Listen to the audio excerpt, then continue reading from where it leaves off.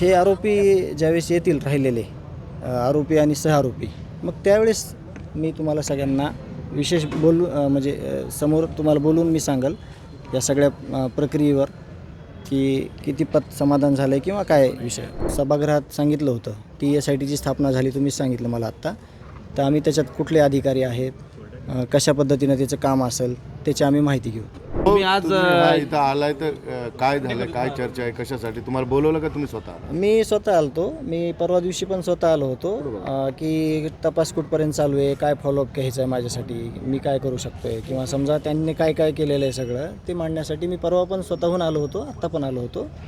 मला कोणीही बोलवलं नाही किंवा काही नाही. माझ्या जे काही रिक्वायरमेंट आहेत तपासण्यामध्ये मला असं वाटू नाही की मला ही माहिती नाही, त्यासाठी मी आलो होतो स्वतःहून आणि फॉलोअप घेतो आहे मी की कुठपर्यंत काम आलं आहे. अधिकारी पूर्ण सहकार्य करतायत, तुम्हाला माहिती देत आहेत? पूर्ण काम चालू आहे चांगल्या पद्धतीनं, पण आमचं पण काम आहे बघणं बाबा थोडं.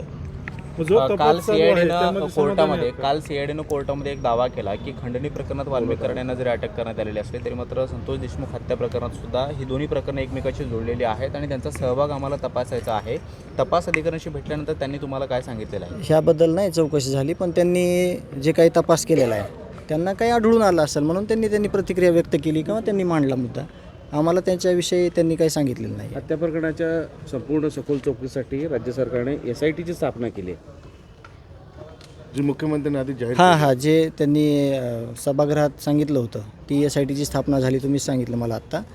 तर आम्ही त्याच्यात कुठले अधिकारी आहेत, कशा पद्धतीनं त्याचं काम असेल त्याची आम्ही माहिती घेऊ.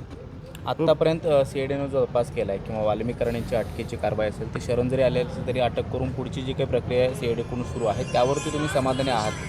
हे आरोपी ज्यावेळेस येतील राहिलेले आरोपी आणि सहआरोपी, मग त्यावेळेस मी तुम्हाला सगळ्यांना विशेष समोर तुम्हाला बोलून मी सांगेल या सगळ्या प्रक्रियेवर की कितीपत समाधान झालं आहे किंवा काय विषय. भाऊ 15 दिवसाची कोठडी मागितली, पूर्ण 15 दिवसाची कोठडी दिली गेली, असं फार कमी केसेसमध्ये होतं. काय वाटतं तुम्हाला? जे तपास चालू आहे CID मार्फत सगळ्या डिपार्टमेंटमार्फत ते त्यांच्या तपासात त्यांनी जे विटनेस असतील काही किंवा सगळे लागेदोरे असतील त्यावर त्यांनी कोर्टाने त्याचा विचार केला असेल ह्याच्यावर, म्हणून ते तसं पुढं आलेलं आहे. 2 मोबाईल आणि व्हिडिओच्या संदर्भात देखील समोर आली होती माहिती, तसं काय सीआयडीने सांगितलं का? तो व्हिडिओ काय चर्चा काय झाली? नाही सांगितलं त्यांनी काय त्याच्याविषयी बोललो काय सापडलं काय नाही सापडलं? नाही, तपासणी झाली असणार आहे पण आम्हाला त्यांनी तसं अधिकृत काही सांगितलं नाही अजून.